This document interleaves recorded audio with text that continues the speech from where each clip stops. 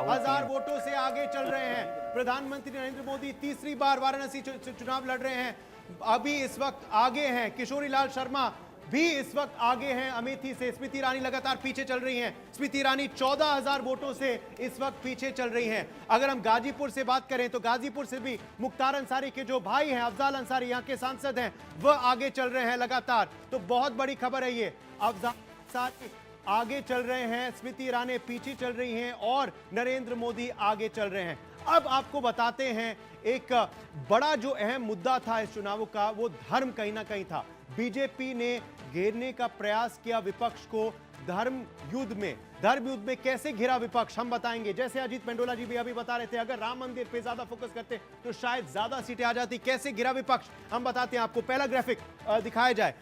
अगर हम बात करें, if you can go back to the previous slide, पिछला स्लाइड का रुख करते हैं हम, जहां हम बता रहे थे आपको राहुल गांधी और कांग्रेस पार्टी के नेताओं ने जो रामलला की प्राण प्रतिष्ठा का निमंत्रण ठुकरा पे बहुत बड़ा हमला बोला गया बीजेपी द्वारा उन पर। ओबीसी कोटा में मुसलमानों को आरक्षण, सेपरेट आरक्षण देना, जो ममता बनर्जी अड़ गई थी, जो कर्नाटक सरकार अड़ गई थी कांग्रेस पार्टी को, उसको लेकर भी घेरा गया विपक्ष को। शक्ति से लड़ रहे वाले बयान पे भी घेरा गया राहुल गांधी को। और कहीं ना कहीं हम बता दें तो मुस्लिम अपीजमेंट की जो बात करी, तुष्टीकरण की जो बात कही मैनिफेस्टो में भी, उसको भी लेकर प्रधानमंत्री और बीजेपी ने घेरा। उदयनिधि स्टालिन जो डीएमके के मुखिया, जो वर्तमान मुख्यमंत्री है तमिलनाडु के, उदयनिधि स्टालिन एमके स्टालिन के बेटे हैं, उन्होंने जो विवादित बयान दिया सनातन धर्म को लेकर, उस पे भी कहीं ना कहीं इंडिया अलायंस पर सवाल उठाया गया कि क्यों नहीं डीएमके को निकाला गया। तो ये 4 बड़े मुद्दे थे जिनको लेकर विपक्ष को घेरा गया। इस धर्म युद्ध में कहीं ना कहीं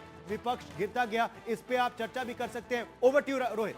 धर्म युद्ध में घिरा हुआ विपक्ष नजर आया, अलग अलग मुद्दों को लेकर, अलग अलग बयानों को लेकर घिरता रहा। लेकिन जनता ने फेवर किसे किया है, किसके खिलाफ गई है, ये तमाम ऐसे सवाल हैं जो लगातार बने हुए हैं। गार्गी नंदी रॉय भी मेरे साथ जुड़ी हुई हैं स्टूडियो में, राजनीतिक विश्लेषक के तौर पर।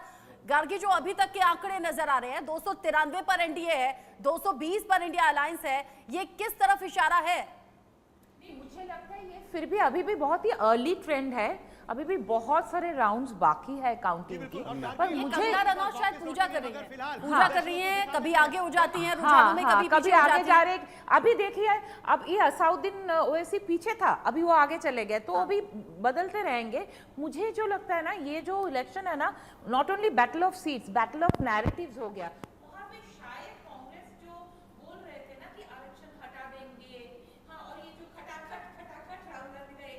ये तो सबने किया।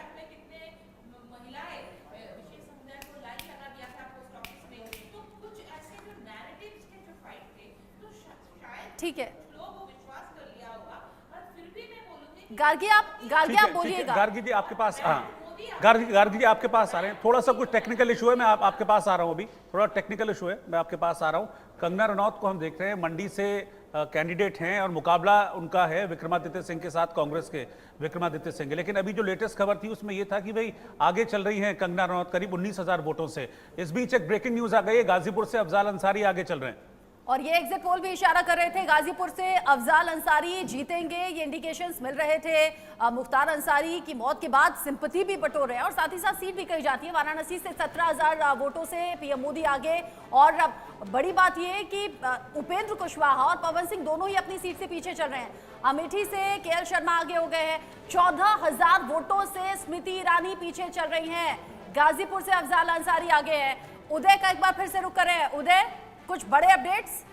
जी बिल्कुल रचना, कुछ और इस वक्त बड़े अपडेट्स आ रहे हैं। रुझान जो इस वक्त आ रहे हैं अब, क्योंकि तीसरा और चौथा राउंड काफी जिलों में पूरा हो चुका है, तो क्या है अब तक के बड़े रुझान? अब खबर आ रही है राजस्थान की। राजस्थान में बीजेपी इस वक्त 13 सीटों पर आगे है। राजस्थान में कांग्रेस 9 सीटों पर आगे चल रही है। बहुत बड़ी खबर है ये, क्योंकि पिछले 2 चुनावों में लगातार 2014 और 19 में 25 के 25 सीटों पर बीजेपी को जीत मिली थी, मगर इस बार कहीं ना कहीं 50-50 की फाइट हम देख रहे हैं। सिर्फ 13 सीटों पर इस वक्त बीजेपी आगे चल रही है, 9 सीटों पर कांग्रेस आगे है और जो बाकी सीट हैं उन पे अदर्स आगे चल रहे हैं। क्योंकि मैं बता दूं आपको, आरएलपी राष्ट्रीय लोकतांत्रिक पार्टी जो कांग्रेस पार्टी के संग गठबंधन में है, वो एक सीट पर आगे चल रही है। बीएपी जो भारत आदिवासी पार्टी है, वो एक सीट पर आगे चल रही है। कहीं ना कहीं लेफ्ट पार्टी जो है, कम्युनिस्ट पार्टी जो है, उनको एक सीट दिया गया, वह भी आगे चल रहे हैं। और बाड़मेर में कांटे की टक्कर है कांग्रेस के उम्मीदवार बेनीवाल के बीच में और रविंद्र सिंह भाटी के बीच में, जो निर्दलीय ठोक रहे हैं दावा। क्या होता है राजस्थान में देखना होगा, मगर अभी 50-50 वहां चल रहा है मामला। 13 सीटों पर बीजेपी आगे, कांग्रेस 9 सीटों पर आगे है 25 में से। लेकिन इन सभी खबरों में बाड़मेर से रविंद्र सिंह भाटी के पीछे होने की खबर बहुत कैची खबर है, क्योंकि रविंद्र सिंह भाटी को लेकर बहुत लोगों का जो फॉलोइंग थी वो नजर आ रही थी, भीड़ इकट्ठा हो रही थी। और रविंद्र सिंह भाटी अभी रविंद्र भाटी पीछे हैं, लेकिन तब रविंद्र भाटी के पीछे हमने देखा था कि कितने लोग दिख रहे थे उनकी रैलियों में, कितनी भीड़ थी, एक सेंसेशन बन गए थे सोशल मीडिया पे, तो बहुत जबरदस्त सेंसेशन थे रविंद्र भाटी। लेकिन यहाँ तो कैलाश चौधरी का वोट वो काट रहे थे। देखिए वहां पे बीजेपी के वोट ही 2 हिस्से में बट रहे हैं। यही कारण है कि उस जगह पे कांग्रेस के लिए रास्ता काफी आसानी से निकलता हुआ दिख रहा है पहले से। कौन है सीनियर विनीता, उनके लिए भी समर्थन की अपील करी, पवन सिंह के लिए।